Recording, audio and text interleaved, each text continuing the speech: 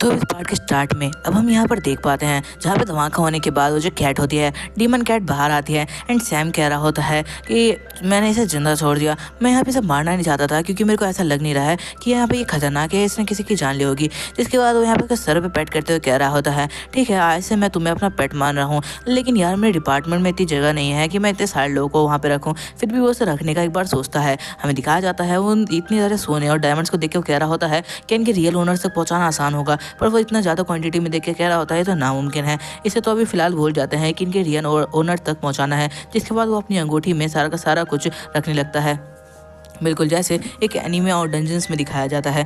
अब वो यहाँ पे कह रहा होता है तो चलो हमने यहाँ पर काम खत्म कर लिया है, अब हमें यहाँ से निकलना चाहिए। दूसरी तरफ जो कैट डीमन होती है वो उसे कुछ बताना चाह रही थी, वो यहाँ पे उसे समझाना चाह रही थी कि यहाँ पे जो सैम सोच रहा है ऐसा बिल्कुल नहीं होने वाला। उसने अभी यहाँ का सारा खजाना अपने यहाँ पे रिंग में भर लिया है। इसी के साथ यहाँ के जो गैदर हुई एनर्जी थी वो पूरी की पूरी धीरे धीरे खत्म हो रही है जो कि उस कैट ने रखी थी। इसी के साथ एक बड़ा ब्लास्ट होता है एंड सैम यहाँ पे बेहोश हो जाता है। इसी के साथ वो किसी की गोद में होता है एंड जब उसकी आंखें खुलती है तो यहाँ पे देख रहा होता है कि यहाँ पर आसपास कुछ भी अजीब है। तभी हम देख पाते हैं वो एकदम से हॉस्पिटल में आ जाता है एंड हॉस्पिटल में वो सोच रहा होता है कि यार किसने मुझे उठाया होगा। कि तभी वो देखता है उसके साइड में यहाँ पर उसकी बचपन की फ्रेंड है जो कि गैरी है कि तुम कैसे हो, मैं तो डर ही गई थी। यहाँ पर सैम सोच रहा होता है कि आखिरकार वो कौन था जिसने यहाँ पे मेरी जान बचाई। एंड वो सोच रहा होता है कि जब मैं यहाँ पे उसके सीने से लगा था तब तो बहुत ज़्यादा सॉफ्ट फील हो रहा था। हम देख पाते हैं उसकी यहाँ पे फ्रेंड कैरी होती है। मैं वहाँ से वॉक करते हुए जा रही थी तो यहाँ पर मैंने देखा कि एक बड़ा सा ब्लास्ट हो रखा है जहाँ पे पत्थरों के नीचे तुम दबे हुए थे एंड तभी मैं यहाँ पर तुम्हें बचाने के लिए आ गई। मैंने सोचा नहीं था कि तुम वहाँ होगे, तुम वहाँ क्या कर रहे थे। तो यहाँ पे सैम कहने लगता है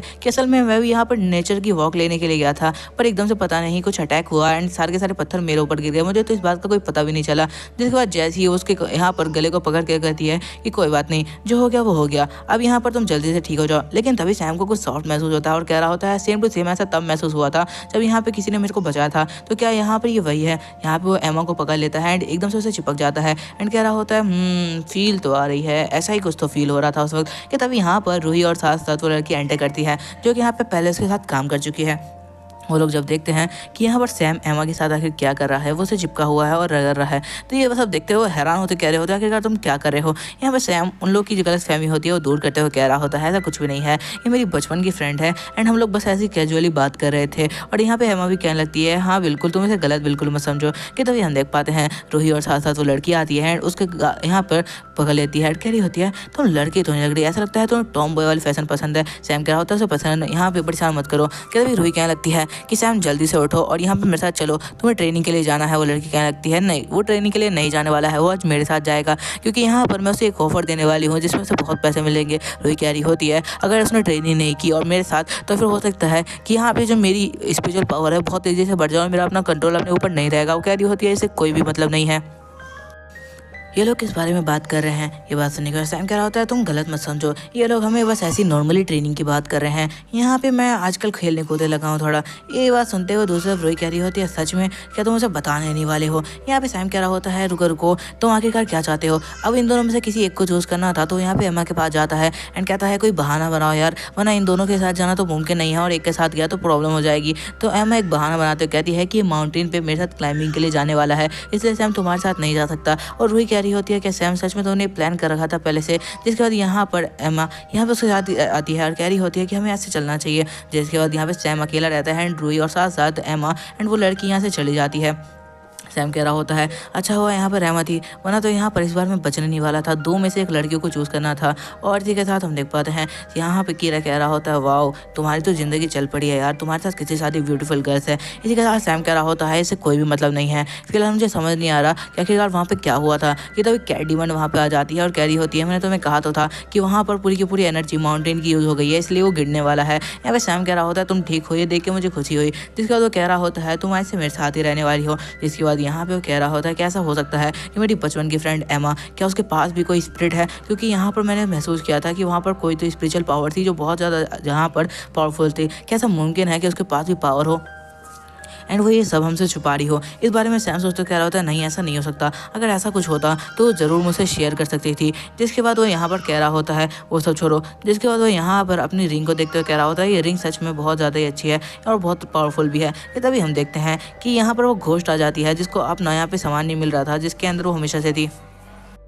वो एक सामान होता है जिससे यहाँ पर ज़्यादातर लोग नहाते वक्त अपना पीठ साफ करते हैं। ये देखते सैम कह रहा होता है क्या ये फालतू से सामान के अंदर तो हमेशा से रहती थी, यहाँ पर तो ऐसा लग रहा है कि इससे किसी ने अपनी बॉडी को साफ किया होगा, क्या सच में तुम इसके अंदर रहती थी? ये सब सुनते हुए यहाँ पे खुश बहुत ज़्यादा गुस्सा हो जाती है। हम दूसरी तरफ यहाँ पे नर्स को देख पाते हैं जो कि कह रही होती है आखिर इसको क्या हुआ है, क्या हमें यहाँ पर इसको मेंटल पेशेंट की तरफ यहाँ पर बिहेव करना चाहिए। कि तभी हम देख पाते हैं दूसरी तरफ पहाड़ का सीन जहाँ पे सैम आ चुका था एंड वो एमा का यहाँ पे वेट कर रहा था। वो लगातार उसको कॉल कर रहा होता है और यहाँ पे एमा आ नहीं रही थी। वो यहाँ पे चिक चिक के उसका नाम ले रहा था कि तभी यहाँ पे पीछे से उसे कोई बुलाता है जो कि लगभग एमा की आवाज़ में था। जब वो पीछे मुड़ के देखता है तो बहुत ज़्यादा शॉक हो जाता है ये देखते हुए कि जो एमा है वो टॉम बॉय से पूरी तरीके से एक लड़की बन चुकी है। लगभग वो पूरी तरीके से चेंज ही हो गई थी एंड वो ब्यूटीफुल भी लग रही थी। सैम देखते हुए कह रहा होता है वाह तुम सच में ऐसी भी दिख सकती हो, मैंने कभी सोचा नहीं था। एमा कह रही होती है रोही और उसने मेरी मदद की थी मेरे को इस तरीके से यहाँ पर तैयार होने के लिए। कि तभी यहाँ पर जो बंदा होता है वो कह रहा होता है सबके सब यहाँ पर ग्रुप में बढ़ जाओ, 3-3 लोगों का ग्रुप होगा और इसके अंदर तुम लोगों को काम करना है यहाँ पर पहाड़ी पे चढ़ने के लिए। ये बात सुनते हुए यहाँ पे सैम कह रहा होता है इस बारे में एमा तुमने बताया नहीं। एमा कह रही होती है मुझे खुद याद नहीं रहा, मैं तो भूल ही चुकी थी। यहाँ पर उसके बाद वो कह रही होती है अब यहाँ पे हमें क्या करना चाहिए। कि तभी पीछे से एक बंदा आता है और कह रहा होता है मैं तुम्हारे साथ ग्रुप बनाना चाहता हूँ। सैम उसे देखता है तो उसे पता चलता है ये वही बंदा है जिसको यहाँ पर एमा के लिए सैम ने बहुत ज़्यादा भी मारा था, मतलब एक पंच में ही बेहोश कर दिया था। एमा कह रही होती है कि मेरे को ऐसा नहीं लगता कि हमें इसको अपने ग्रुप में रहना चाहिए, कि ये हमारे लिए कुछ मुश्किल खड़ी कर सकता है। लेकिन सैम उसे मना करते हुए कहता है कि तुम हमारे ग्रुप में आ जाओ, इस बात से हमें कोई भी प्रॉब्लम नहीं है। यहाँ पर कह रहा होता है अगर उसमें कुछ हुआ तो वापस से मैं उसे मारूंगा। यहाँ पे इस बात से तो इस तरफ बहुत ज़्यादा खुश हो जाती है एंड कह रही होती है कि ये बात तो सही है। जिसके बाद यहाँ पर सैम यहाँ पे आगे आता है एंड कह रहा होता है कि हम लोग तुम्हें अपने ग्रुप में ले रहे हैं पर इसे तुम कोई प्रॉब्लम क्रिएट बिल्कुल भी मत करना। वो बंदा कह रहा होता है ऐसा कुछ भी नहीं है, हम लोगों ने बस कैजुअली फाइट तो की थी, इसमें कोई भी प्रॉब्लम नहीं है। मैं यहाँ पे तुम्हारे लिए कोई भी प्रॉब्लम नहीं क्रिएट नहीं करने वाला, बस मैं तुम्हारे साथ टीम बना के यहाँ पे घूमना फिरना चाहता हूँ। ये बात सुनने के बाद कीरा कह रहा होता है तुम इस बात की फिक्र मत करो क्योंकि यहाँ पर अभी तो फिलहाल मुझे इसके अंदर से कोई नेगेटिव एनर्जी महसूस नहीं हुई है, तो हमें इसकी फिक्र करने की जरूरत नहीं, तुम इसे लेके चल सकते हो हमारे साथ। सैम कह रहा होता है क्या तुम सच कह रहे हो? जिसके बाद यहाँ पे उससे हाथ मिलाता है और कह रहा होता है कि हाँ तो अब हमारे साथ चल सकते हो। वो बंदा भी खुश हो जाता है। इसी के साथ हमें दिखाया जाता है वो माउंटेन्स पे चल रहे होते हैं एंड वो यहाँ पर लगातार एमा को देख रहे थे जो यहाँ पे एक लहरी के साथ खेल रही होती है और वो दोनों ये सब देखते हुए खुश हो रहे होते हैं। और जिसके साथ हम देख पाते हैं पहाड़ी पे चढ़ते वक्त भी वो बंदा यहाँ पर सैम की मदद करता है एंड एमा यहाँ पर पहाड़ी से व्यू देख रही होती है। जिसके बाद वो यहाँ पर एमा को प्यास लगती है तो यहाँ पर पानी पीने लगती है एंड कह रही होती है कि यहाँ पर पहाड़ियों पे चढ़ना थोड़ा मुश्किल तो है। जिसके बाद जैसे ही वो पानी पी लेती है वो अपनी पानी की बोतल यहाँ पर सैम को देते हुए कह रही होती है यहाँ पर तुम इसे पी सकते हो। ये बात सुनने के बाद सैम कह रहा होता है क्या ये एक इनडायरेक्ट किस नहीं है, क्या मुझे ये पीना चाहिए? लेकिन फिर वो कह रहा होता है हम तो बचपन से यहाँ पे ऐसे ही दोस्त रहे हैं तो ये इसमें ज़्यादा टेंशन लेने की क्या बात है, ये मेरे लिए कुछ न्यू तो है नहीं, पता नहीं मैं ऐसा क्यों सोच रहा हूँ। जिसके बाद वो यहाँ पर पानी पीने लगता है एंड जैसे ही वो पी रहा होता है कि तभी वो बंदा कहता है ऐसा लगता है तुम दोनों बॉयफ्रेंड गर्लफ्रेंड हो। ये बात सुनने के बाद तो सैम के मुंह से पानी निकल जाता है एंड यहाँ पे एमा कह रही होती है नहीं हम बचपन से ही फ्रेंड्स रह चुके हैं। यहाँ पर सैम कह रहा होता है बिल्कुल फ्रेंड्स की तरह है बट हाँ रोमांटिक बातें कुछ ज़्यादा ही हो जाती है हम दोनों के बीच में। ये बात सुनते हुए बंदा कह रहा होता है हाँ वो तुम्हें देख कर लग भी रहा है। जिसके बाद सैम कह रहा होता है कि तुम्हें क्या हुआ, क्योंकि एमा एकदम से गुस्से में आ चुकी होती है एंड वो सोच रही होती है इसको कितना भी यहाँ पर साइन दे दो कि यहाँ पर मैं उससे प्यार करती हूँ, बट वो यहाँ पर बिल्कुल भी नहीं समझता। वो कह रही होती है मुझे भूख लगी हुई है तो मैं जंगलों में जा रही हूँ यहाँ पर कुछ सामान ढूंढने के लिए जिससे हम यहाँ पे रात का खाना